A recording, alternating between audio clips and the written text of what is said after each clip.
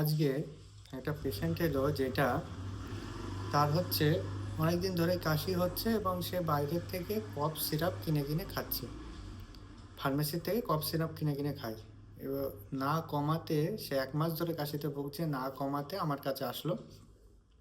আমি প্রথমেই তাকে তার লক্ষণগুলো জানলাম যে তার কতদিন ধরে কাশি হচ্ছে, কাশির মানে স্পুটামের কালার কেমন, কতটা স্পুটাম হচ্ছে, কতটা উঠছে, আর তারপরে তার ওজন কমে যাচ্ছে কিনা, তার ফিভার মানে জ্বর জ্বর জ্বর একটা ভাব থাকে সেটা আসছে কিনা রাতে রাতে।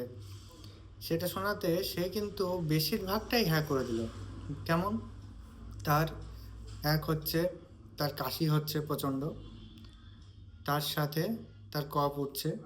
কফটা সকালবেলার দিকে বেশিরভাগটাই হলুদ হচ্ছে এবং তারপরে সাদা হচ্ছে, এবং তার সাথে উনি বলছে যে আমার ওজন কিন্তু ডাক্তারবাবু আগের থেকে একটু কমেছে, আর তার সাথে একটু জ্বর জ্বর ভাবও আমার রাত্রিবেলা থাকছে।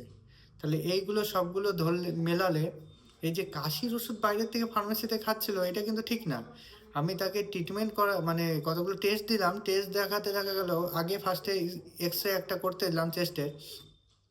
এক্স রেতে দেখা গেল তার এবং তার সাথে স্পুটাম টেস্ট করতে দিলাম। স্পুটাম এবং এক্স রেতে দেখা গেল তার এক্স রেতে কচ লিশন ধরা পড়ছে, অর্থাৎ টিউবারকুলোসিস একটা লিশন কিন্তু তার রয়েছে। আমি যখন পরবর্তীকালে আসলো আমার কাছে, আমি যখন তার কাছে শুনলাম যে আপনি কি কোনো আগে কোনোদিন টিবি হয়েছিল বা বাড়িতে কারো হয়েছিল কি না, সে কিন্তু না করলো যে টিবি আমার বাড়িতেও হয়নি এবং আমারও হয়নি। যথেষ্ট বারবার শোনাতে সে কিন্তু হঠাৎ করে বলল যে আমার বাড়ির পাশে কিন্তু একজনের টিবি হয়েছিল এবং আমি আমার বাড়ির পাশে এবং আমি তার কাছে গেছিলাম এবং দেখেছিলাম। এটাই হচ্ছে ব্যাপার, আমাদের টিবির জার্ম কিন্তু সবসময় ঘোরাঘুরি করে, কখন আমাদের কোনটা সাসেপ্টেবিলিটি হয়ে যাবে আমাদের বডি নিয়ে যাবে সেটা কিন্তু আমরা কেউ জানি না।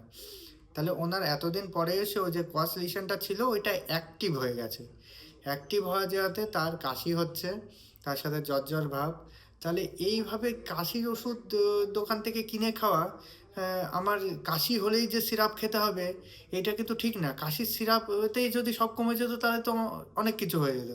তাই বাইরে থেকে কাশির সিরাপ বা ফার্মেসির থেকে ওষুধ কিনে খাবেন না। আবারও আপনাদের বলছি, কাশি হলেই যে শুধু ঠান্ডা লেগে কাশি হচ্ছে বা অন্য কিছুর জন্য হচ্ছে, সেটার জন্য ডাক্তারবাবুর কাছে যান, ডাক্তারবাবু সেই মতো ট্রিটমেন্ট করবে এবং ওষুধ দেবে, ঠিক হয়ে যাবে। নমস্কার।